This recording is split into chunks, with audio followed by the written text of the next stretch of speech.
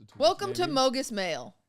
The story starts with Nickmercs responding to Puckett, who is a caster for Overwatch, if I'm not mistaken. MLG Puckett. Puckett, Overwatch, is talking about a video where in Glendale, a bunch of anti-LGBT protesters duked it out with pro-LGBT parents in the Glendale School District because the Glendale School District decided to acknowledge June as Pride Month.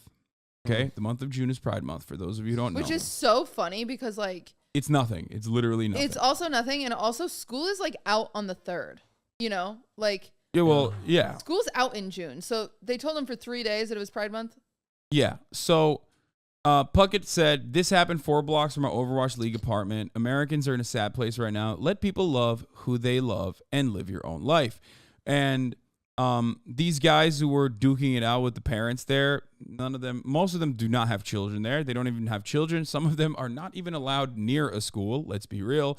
These are like Proud Boys, January 6 rioters, people that basically protest almost professionally at this point, all around the Southern California area. Now, I'm sure Nick didn't know that. Many people don't know that. You have to be someone as brain broken as myself to know the details of this sort of thing. But Nick responded to that. He saw this, imagery of anti-LGBT protesters clashing with LGBT protesters outside of a school and said they should leave little children alone. That's the real issue. Now, I'm no big city lawyer, but I do think the real issue there is, the anti-LGBT protesters protesting a school district acknowledging Pride Month. First of all, it's so insane to me because being gay, I'm gay. I didn't choose to be gay. I was raised by two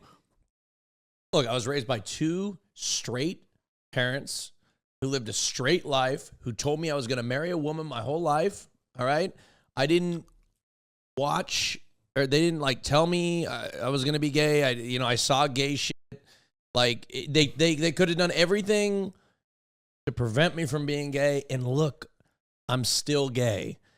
You're not recognizing a month out of the year to show that, you support a historically underrepresented, marginalized groups of people is not going to turn your kids gay. Your kids aren't going to become gay because they see gay kids gay historical figures.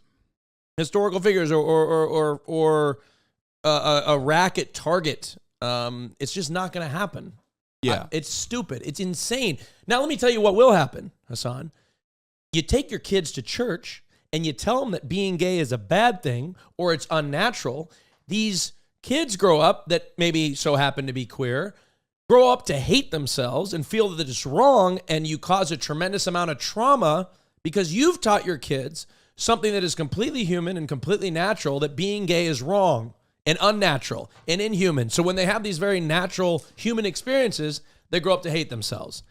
Now that's indoctrination, not showing support for a community, maybe via selling clothes at Target or recognizing a Pride Month. Yeah. You have to finish the story. So Nickmercs tweets that out. He tweeted that out, and then he had a video we can watch, I guess, his response, where I immediately reached out to him too, and I was like, dude, what the fuck are you doing? Like, what are you saying? This makes it seem like you think that these guys are, good. You know what I mean? What did he say? And he was like, yeah, I don't really have any issue with that gay stuff. I don't care about it at all. Basically what he said on stream. Where I don't have any problem with that gay stuff. No. It wasn't even that dismissive. I think he's like a regular. Yeah, I met Nick. He didn't have a problem with me being gay. Yeah, no, I think he's more of a meathead guy who definitely has right wing opinions. Yeah, which wasn't really necessarily a secret or anything, but I think he's been fucking completely captured by. He's been completely captured by the likes of Matt Walsh and shit, who are telling him or using his already existing biases to tell him oh, dude, these guys are actually queerifying your children, and that's something that can happen. And people are susceptible to that. I didn't mean to do that. Okay. He basically said something along the lines of like, oh, I just meant like, I want to be the one as a parent to have these conversations with my children.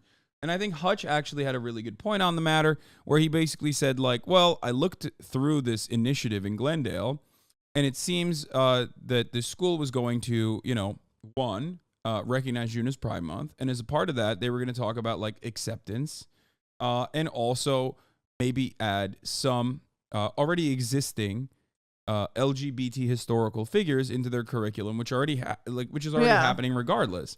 So what part of that as a parent do you want to not avoid your children learning? I don't want them to know about Mr. Milk. Yeah, or Elton John. Yeah. Are they teaching Elton John? They've got to be. Yeah, he's a very gay historical If they are figure. not talking about Elton John, Come on, what are they well, talking I don't about? know. Elton John's done a lot for the gay community. I didn't learn any Elton of that John gay HIV shit. Foundation.